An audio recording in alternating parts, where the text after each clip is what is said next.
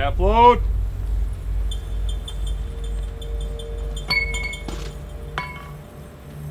Hanging out 3, charge 4. Fire!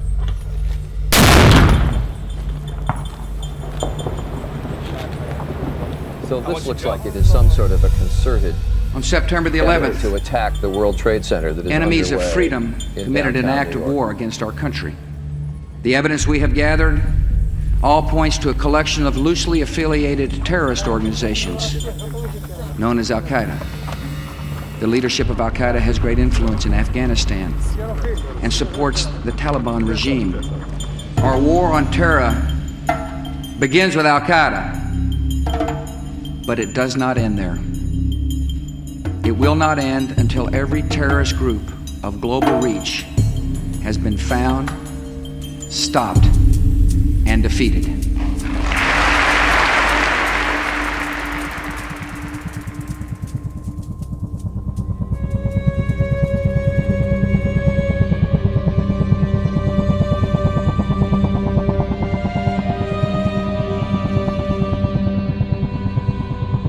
The United States has been at war in Afghanistan for 17 years, making it the longest conflict in our nation's history.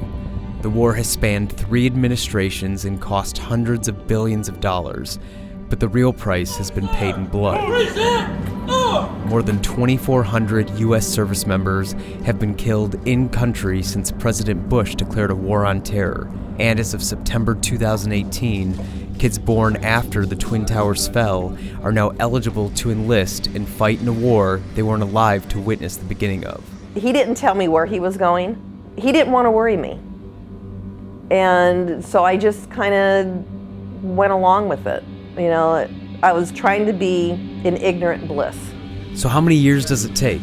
How many bombs need to be dropped and bullets chambered to declare victory? I share the American people's frustration. To see firsthand how the Trump administration's new path forward is playing out in Afghanistan, ABC 10 embedded with conventional and special forces units around the country, seeking the answer to one question: what does winning look like?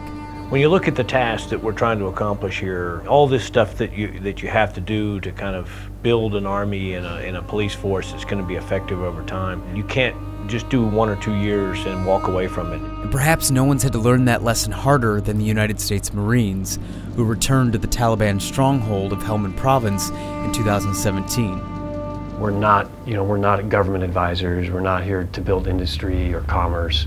We're here to put the Taliban to the ground and make them negotiate. This is where bin Laden launched the attacks on 9/11.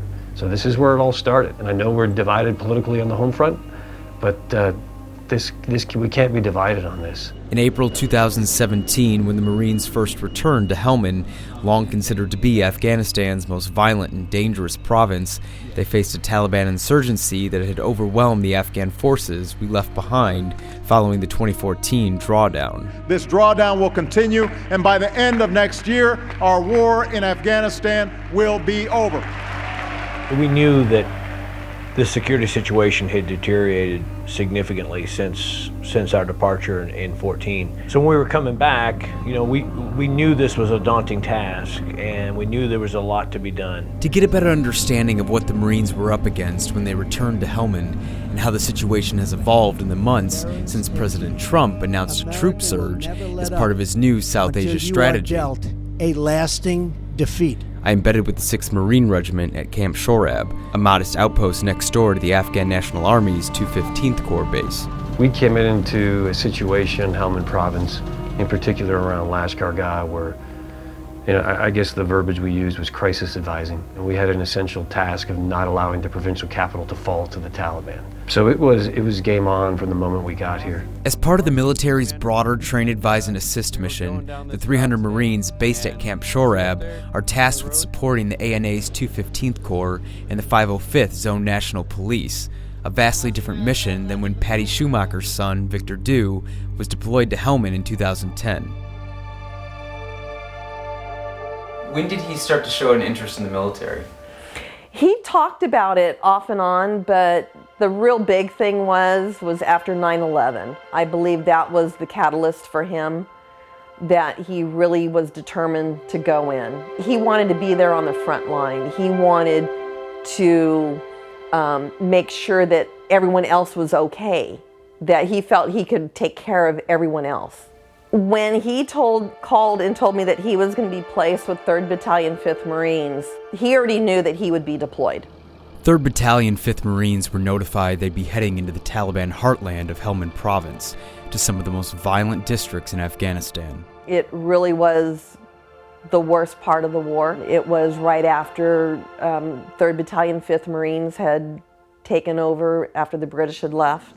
The BBC reported that almost half of the entire casualties suffered by Britain's task force in Helmand over a 6-month period were lost in Sangin, so the Americans took over, and Victor deployed with 5th Marines to Helmand in late September. Within days, the regiment would suffer its first casualty. What was he telling you in those first letters about his time in Afghanistan? He did mention that he was a little scared, but that they were well trained and he was ready to do his job. Less than 2 weeks into Victor's first deployment as a Marine, his regiment suffered their first casualty. That was October 8th. Can you tell me about October 13th?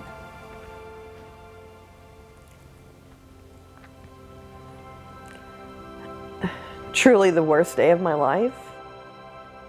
Figuring everything is okay. And in fact, that morning, someone had just asked me about my son. And I literally had said, no news is good news, that morning. And little did I know that that was probably really close to the time that he was killed.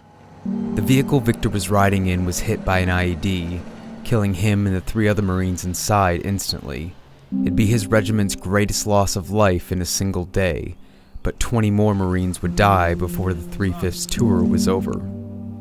I just couldn't fathom that it was my son, my oldest son, not my Victor. Victor was always able to take care of himself. Again, not really realizing the full capacity of what was going on over there.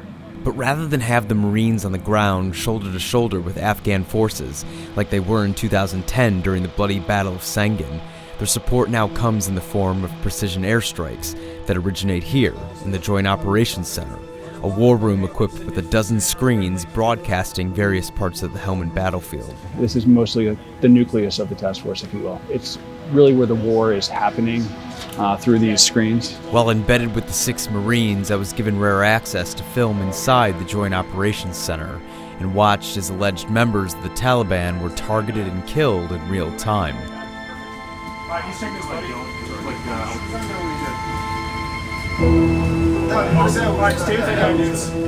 We look to identify individuals with either ICOM, like intercom systems, communication devices, or weapons. And the cameras are close enough that they can identify weapons on individuals as they're moving in and out tree lines and along the roads. Instead of us being right next to them, calling in the airstrike, there's guys in here that are calling in those airstrikes from this room. We're giving them that extra boost, that morale boost and that confidence, because I'm a ground guy and love to have the overhead cover of aircraft. If you have it, you feel invincible. Access to this kind of air power has given the Afghan security forces a distinct advantage over the Taliban. It's not just coalition aircraft carrying out the strikes. The Afghan Air Force ATACs, or Tactical Air Controllers, are already calling in targets to their own aircraft, like the MD-530 attack helicopter. Starting back with Operation Maiwan 8 and 9, which were the 2 most recent operations, we confirmed that successful MD-530 strikes were coordinated by the ATACs that went out to the field to support those forces. And we were able to verify that it actually made a significant difference and allowed friendly forces to gain more ground than they maybe have previously without that air support. A week after ABC-10 left Helmand, the ATACs we spent time with took part in an offensive in Marja, a town amidst Helmand's vast poppy range, about 30 miles south of Camp Shorab. According to U.S. officials, the ATACs used their training to help conduct the first dynamic strike with the Afghan Air Force's A-29 bombers, allowing Afghan security forces to gain more ground and clear over 100 IEDs from the area. How big of a threat are IEDs still in Afghanistan? Massive threat. That's enemy's go-to. And how often are these guys running up against them? Daily.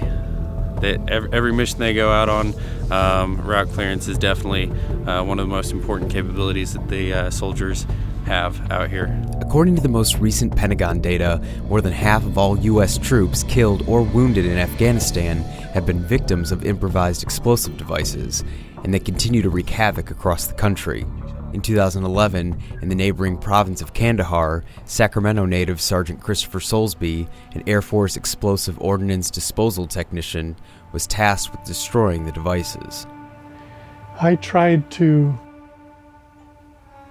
explain to myself that being an explosives expert helped him be safer, because so many of the guys over there were killed because of IEDs.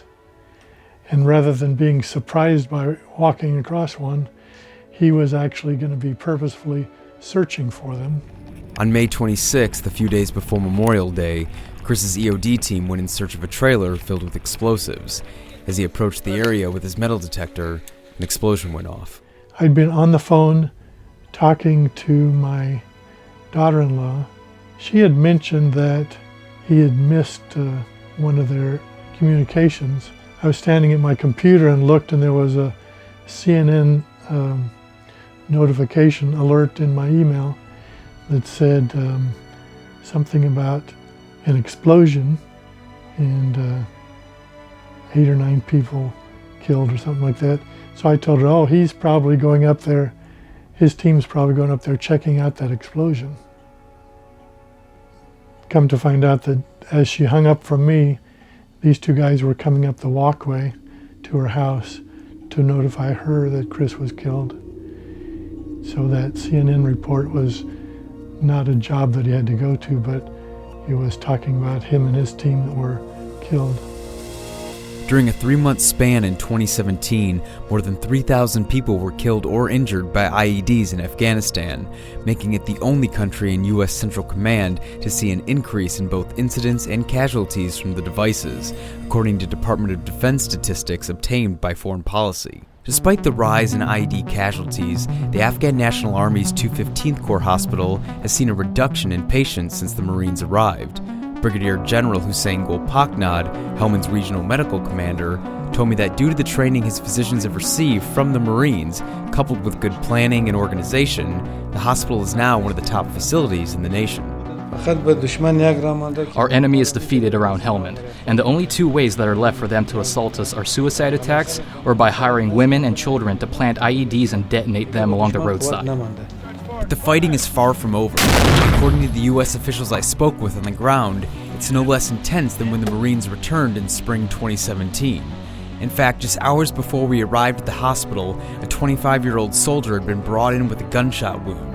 He said he'd been shot by Taliban militants during an operation in Guresh. The operation is going excellent, with a high level of cooperation and coordination between different Afghan security forces and coalition forces against the Taliban. As long as the Marines provide us the air support, we can go anywhere we want and we can attack the Taliban. We are in an offensive position right now. It's too early to tell whether the Marines' successes in Helmand will prove to be a watershed in the 17-year-long war, but it seems that, even amid the poppy fields that supply the majority of the global heroin trade and fuel the financial engine of the Taliban, Afghan security forces are winning the fight. You're seeing local Pashtun Afghan security forces rise up against the Taliban. You're seeing them fight side by side with their Afghan army brothers to defeat the Taliban.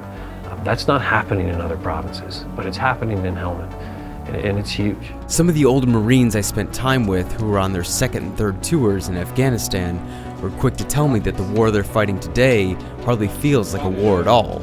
They no longer patrol outside the wire, and the only FaceTime they get with the locals in Helmand happens on opposite sides of barbed wire fences. When you've seen young Marines die and get maimed or lose limbs, if the Afghans are able and willing to go out and take the fight to the Taliban, then we should let them. I think ANDSF is winning the fight here. They're on the offense, they're moving around the battlefield, they go where they want, they do what they want, they support themselves, and that's forced the Taliban to react to them. The level of commitment that we're showing to the Afghan population, that, hey, we're going to stay until the job's done. We're not putting an artificial timeline, we're not going to communicate to the enemy that we're going to leave on this day no matter what. No, we're not going to leave till the job's done. A large part of the Marines' success in Helmand has been their ability to provide Afghan ground forces with air power. And if we ever hope to see an end to U.S. involvement in the war, military officials argue a strong Afghan Air Force is the way to get us there.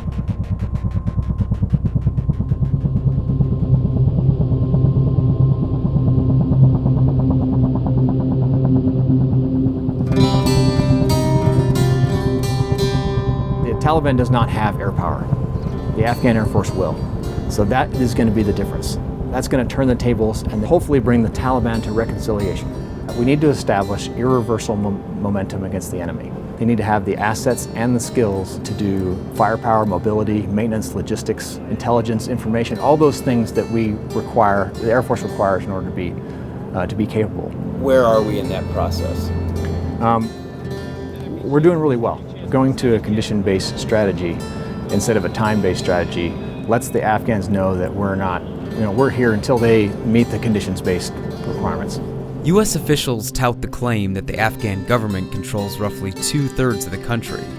Yet, unlike the progress made by the Marines in Helmand, watchdog groups say Afghan forces are suffering unsustainable casualty rates, while Taliban insurgents still operate in much of the country.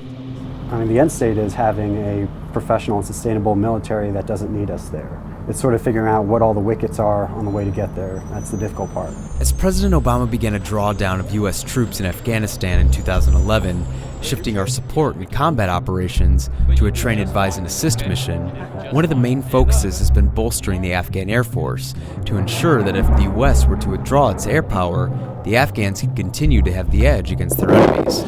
When you advise, success is measured differently than maybe a typical mission. I've had the unique ability, having been out here so long and been an advisor for so long, to see that evolution, see where they started from and where they've come from. Since 2010, advisors like Howard have been working with the Afghans to build a professional, capable, and sustainable Air Force, which includes training and advising roughly 8,000 of its members on fixed and rotary wing aircrafts. It's kind of like raising a kid. You start out watching them crawl and teaching them basics and seeing them kind of struggle with that initially, and then grab a hold of that concept and run with it. The Afghan Air Force is equipped with 7 different airframes, each with its own mission sets that are unique to Afghanistan. They're not fighting in a foreign war, so they're building this capability as they fight a war, which is a monumental task. Their pilots that they have here are training in combat. Some of their first missions may be a combat mission, and that's extremely difficult to do. To get a better understanding of what the Afghans are capable of, I was granted access to embed with the Special Missions Wing, the country's only Special Forces aviation unit. I will tell you, I personally think the Special Mission Wing is the critical capability for the government of Afghanistan. If they want to prove to the people of Afghanistan that they can fight the Taliban anywhere, at any time, to include during the hours of darkness, this is the organization that enables them to do that. Here on the flight line behind me are Mi-17 helicopters. These are part of the Special Mission Wing of the Afghan Air Force. And we're going to be going up in one of these today to see their capabilities and what the Special Missions Wing is capable of. Developed as Afghanistan's ace counterterrorism aviation unit, the Special Missions Wing air crews operate 2 airframes. The PC-12, a Swiss turboprop plane used primarily to gather intelligence, surveillance, and reconnaissance, and a fleet of decaying Russian Mi-17s that have managed to hold up in the country's harsh conditions. They're not new helicopters. They have plenty of power. They're well suited for Afghanistan for the higher altitudes and the temperature extremes that we see here. They just handle kind of like Grandpa's old Cadillac. They're very soft. Flying them with any kind of precision takes a lot of practice. Unlike Afghanistan's conventional military and police forces that have been plagued by high desertion rates and struggle to provide sustainable security throughout the country, Special Forces units have had an impressive amount of success against the Taliban, according to the U.S. officials ABC 10 spoke with. We're absolutely seeing results, and there's a lot of things that we do every day that we cannot share with you, but measurable in the terms of several dozens of tons of things taken off the battlefield, named objectives taken off the battlefield every night with every mission. We've got to remember that the Taliban, they're not targetable every night, right? They are a smart and thinking enemy, and it is only when everything aligns, time, space, that we can get at them where we can launch the Special Mission Wing. Even with the unit's advances, the Afghans are struggling to recruit and grow the wing quickly. meaning a swift withdrawal of U.S. air support is unlikely to happen anytime soon. To make a usable pilot, they would usually spend about 2 years just to get their wings. Then they come here, they know how to fly the aircraft, they don't know how to fight the aircraft in time and space against a thinking enemy, right? That in and of itself will take several more years. During multiple interviews with members of the Afghan Air Force, one thing was clear. There's no rush to see the Americans leave and take their air power with them. Right now, it's very good that we have our US with us to every missions. We are so young country and we started new things right now. So since we are new, we need more coalition and more them to help us. I fight for not my own children, I fight for my whole country's children. I hope that when they are joining the Air Force, we have a better Air Force that they don't suffer a lot like us. I hope one day we have more training, less missions. New images tonight revealing a terrifying escape. As the Taliban and other violent extremist groups up their numbers of high-profile attacks, it's hard to believe that the U.S. is getting any closer to winning this war. Military officials ABC 10 spoke with say this shift in tactics is a sign that the insurgents are becoming desperate. But if our aim is to reduce violence and suffering in Afghanistan, we still have a long way to go.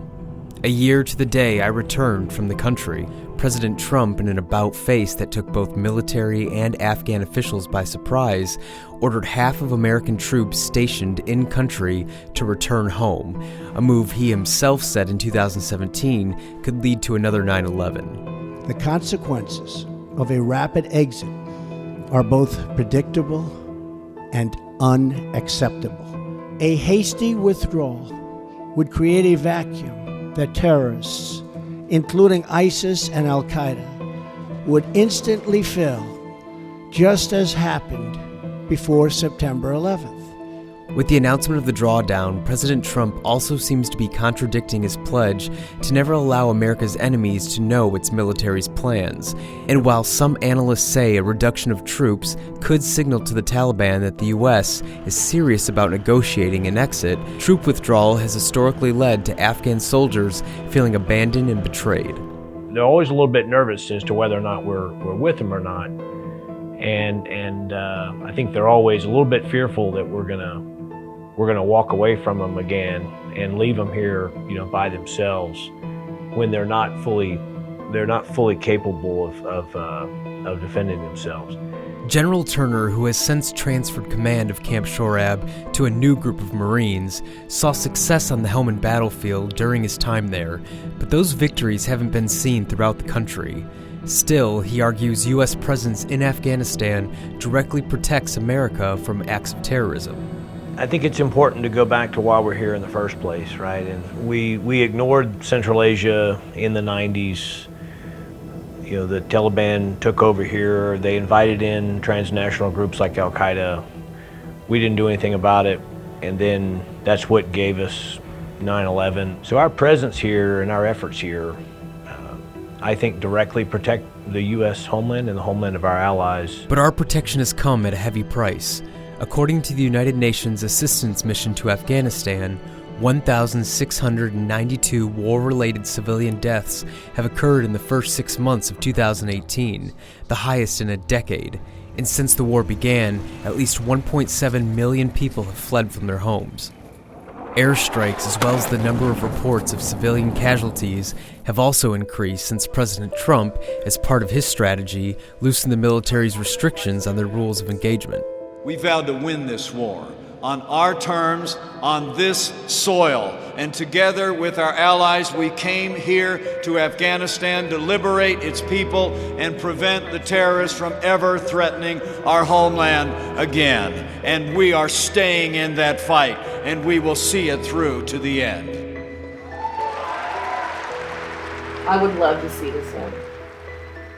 I would love to see it end in a way that I want to say everyone is happy, but of the over 7,000, almost 8,000 military members that have died since 9/11, we're always missing a piece of our heart. We're missing that person at our table. For a long time, I would think about different jokes and other emails I would like to send him. I didn't get a chance to. Think about the fact that we don't have any time together. Several months after he was killed, Obama made a statement that we were pulling everybody out of Afghanistan. And I muttered to myself, "You're a little late." The stories of the dead continue to be told. U.S. service members continue to die, Afghan security forces and civilians continue to die, and despite the isolated victories against the Taliban in Helmand and reports of peace talks in the works, the insurgency continues to strengthen its grip on the country, taking responsibility for a number of devastating attacks in the capital and elsewhere. If the United States isn't able to negotiate a peace agreement with the Taliban and convince neighboring Pakistan to stop harboring militants and insurgent leaders, then it's hard to see how the word winning should ever be used to describe the end to this war. You know, again, whatever your politics are, and I know this is a long-term investment, but if that radical ideology is allowed to come back into places like Afghanistan and take root and have safe haven to plan and plot against the West and the rest of the modern world, that's unacceptable. So I don't know how long it's going to take, and I can't tell you exactly what victory is going to look like, but I know what defeat looks like, and that is absolutely not something we should allow to happen.